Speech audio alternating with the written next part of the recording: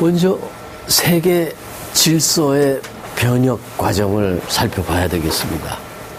그 전에 2010년 12월에서 2013년 2월까지 한진중공업 파업 사태가 발생을 했고, 이에 따라서 글로벌리제이션에 대한 우려를 갖게 됐어요. 한진중공업은 영도, 부산 지역에 거대한 조선소를 보유하고 있는데 중국의 추격에 밀리고 있었어요. 임금 때문에. 그래서 그쪽으로 공장 이전을 했는데 영도 지역의 주민들은 어떻게 될 거냐, 이것을 망각하고 오로지 이윤 추구를 위해서 옮겨가 버렸어요. 옮겨가기 전에 뭔가 영도 지역에 생계를 유지할 수 있는 이런 방안을 강구하고 노조하고도 이 얘기를 했었어야 되거든요. 그래서 이런 것을 봤을 때 글로벌리제이션 현상은 필연적으로 사회 갈등을 수반해요. 그런 사회인데 왜 우리가 계속해서 글로벌리제이션을 추구할 이유가 무엇이냐? 이것은 전 세계가 메가 트렌드가 글로벌리제이션에 여기서 우리만 떨어져 나갈 수가 없거든요. 90년대에 들어와가지고 국가와 국가 사이에 상품, 사람, 자본의 자유스러운 이동을 가로막았던 이념장벽, 무역장벽, 이게 무너졌고 시공간의 제약으로부터 해방이 됐거든요. 이제는 국경 없는 경제시대가 온 거거든요. 그래서 여러분들 이념 장벽의 붕괴를 보셔야 돼요. 역사적으로 시각을 가져야 돼요. 먼저 팍스 로마나가 서구에서의 최초의 세계 질서였어요. 19세기에 와가지고 팍스 브리타니카 대영 제국에 의한 세계 질서가 확립이 돼요. 그리고 나서 1945년 이후에는 미국을 중심으로 한 자유세계 질서가 대두됩니다. 이 팍스 브리타니카의 부침도 여러분들이 인식을 해야 돼요. 1차 세계대전 이후에 세계를 지배하는 힘을 상실하게 되니까요. 30년대는 세계 질서가 없는 시대예요. 그리고 세계 공황을 경험하게 되고 1945년 후에는 미소 두 군사 초강대국의 패권 싸움의 양극화 체제가 온 거죠. 그리고 세계의 질서는 미국을 중심으로서 완성됐는데 역시 미국의 군사력과 경제력은 2차 세계대전 이후에는 초강대국이었거든요. 미국식 민주주의, 또 가트 IMF 체제에 의한 자유무역, 이것이 한 이념입니다. 근데 미국은 팍스 브리타니카와 달리 국제기구를 창설을 해요. 국제통화제도인 브레톤 우즈 체제를 1944년 7월, 관세 및 무역에 관한 일반 협정 가트 체제를 1947년 출범하거든요. 1985년에 고르바초프의 페르스토이카 가 출범하게 됩니다. 베르린 장벽이 붕괴가 1989년이 되고 소독에 의한 동독 흡수가 1990년, 그리고 소련이 구소련 연방이 91년에 해체가 돼요. 세계는 미국을 중심으로 해서 경제력 대결로 변모돼요. 그러고 나서 가트 브레톤 우즈 체제가 큰 동의를 합니다. 또 미국에 의한 곡물 수출 규제를 72년하고 73년, 79년에 석유 금수 조치를 합니다. 따라서 세계 무역은 자유라고 하는 대원칙에 큰 타격을 받게 돼요.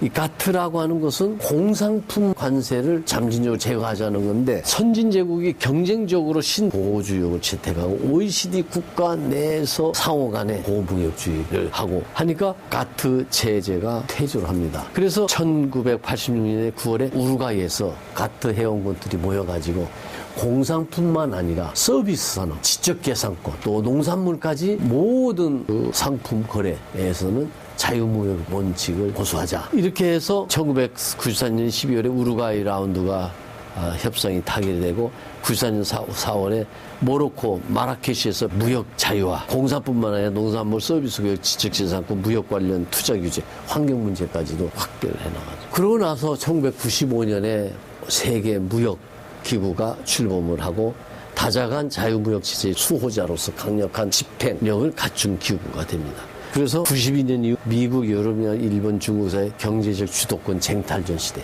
그래서 경제 전쟁 시대를 우리가 글로벌리제이션은 원신적인 힘이다. 리저널리제이션은 구신적인 힘이라고 그러거든요. 이제는 최고 품질의 상품을 최저 가격으로 단시일 내에 생산하는 기업만이 살아남을 수가 있어요. 또 세계 경제는 통합과 상호의존 수입과 촉진돼요. 그리고 국가 경제 정책의 자주권은 축소가 돼요. 그렇게 되니까 각 사회의 기득권층들이 불안하게 돼요. 해서 지역화 쪽으로 자꾸 나가죠. 그리고 금융시장이 범쇄가 됩니다. 글로벌리제이션이 심화되니까 각 국가들이 이제는 불안해진 거죠. 국가와 사이에 지역 블록을 만들어서 그 블록 내에서는 자유무역 원칙을 고수하고 타 지역에 대해서는 무역, 비관세, 장벽으로 자기 나라의 산업을 보호하는 움직임이 일어나게 됩니다. 주도적 지적 모델이 유럽연합, 남미 국가연합, 북미 자유무역협정, 또 아태경제협력제. 우리가 아태경제협력제는 공개된 지역블록이라고 그래요.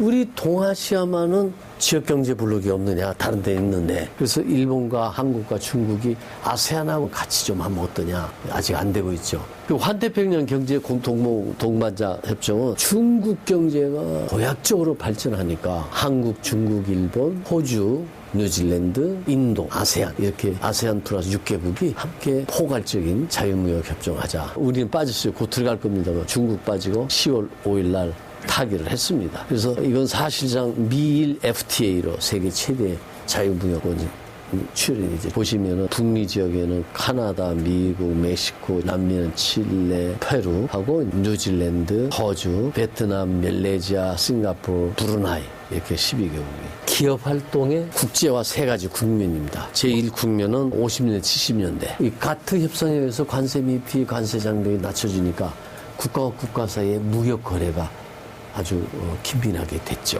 제2국면은 70년대 석유 파동이 됐어요. 이것을 오일머니 환율이라고 합니다. 이것을 여타세기로 환류화를 해야 되잖아요. 그래서 금융통합 물결이 과속화 됐다. 제3국면이 90년대 이후입니다. 이것을 글로벌리제이션이라고 그래요. 이념장부, 무역장부, 시공간의 제약이 해방되니까 지구촌 단일 경제권화되고 기업이 전 세계적으로 뻗어나갔어요. 그래가지고 외국인 직접 투자 유치가 급증하게 된 겁니다. 글로벌리제이션의 현상이 심화되면서 다국적 기업들이 전 세계 외국인 직접 투자를 배치를 해요. 모든 기업 활동을 그곳에서만 이루어지는 게 아니라 부품 소재 또 R&D 디자인은 다른 나라에 아웃소싱을 하거든요. 그렇게 되니까는 마치 인체가 사람 몸에 혈액이 자연스럽게 순환하듯이 정보자원 기업 인재가 자유스럽게 국경을 초월해서 순환이 되거든. 정보자본 기업 인재 이것이 글로벌 경제의 핵심적인 경영 자원인데 이 경영 자원이 우리나라에 와고 순환이 안 되면 우리 경제는 성장이 안 돼요.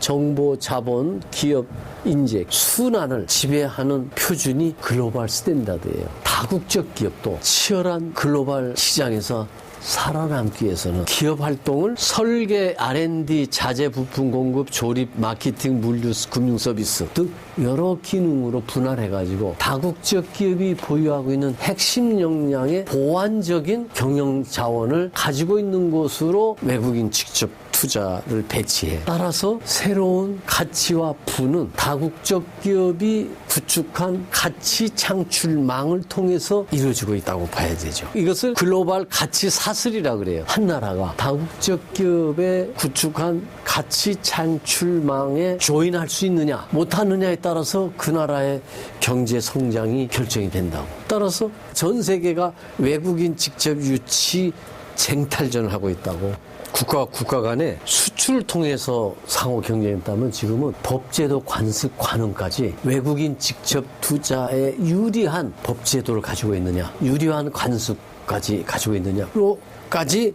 경쟁하는 시대에 들어와 있어요. 그래서요, 글로벌 시대의 특성은 뭐냐? 첫째는 민족주의는 약해지고 있어요. 또 지역주의와 글로벌의 시대에 들어서고 있다. 범세계화로 시장은 국내 시장에서 세계 시장으로 변화되고 있고 따라서 세계가 FDI 유치 경쟁에 몰입하고 있다. 그 중에서 하나가 아까 말씀드린 대로 다국적 기업의 활동에 가장 유익한 풍부한 경영자원을 그 나라의 핵심 역량 중심으로 확충하고 있어요. 그거가 클러스터라는 개념이에요. 그럼 다국적 기업이 FDI를 전 세계 지역으로 배치하는 기준은 강력한 개성적인 특징을 가지고 있다는 거, 그 다음에 부품 공급이 원활하다는 거, 현지에 우수한 경영 스태프가 있고 그들 조사 있다는 거, 현지 정부가 외국 기업에 대해서 우호적이라는 거. 가장 중요한 판단은 다국적 기업가 보유하고 있는 핵심 역량의 보완적인 윤택한 경영 자원을 보유하고 있는 나라를 만드는데, 예를 들어서 R&D 부문에 아주 다국적 기업의 제일 보완적인 경영 자원을 가진 그 기업이다. 이렇게 포도 알들이 모여서 포도송이가 돼 있는 이것을 클러스터라고 그래요. 다국적 기업들이 전 세계를 다니면서 산업 클러스터가 어디에 있느냐 보면서 거기 가장 다국적 기업의 활동에 유리한 도움이 되는 이러한 이 곳으로 외국인 직접 투자를 유치를 해요.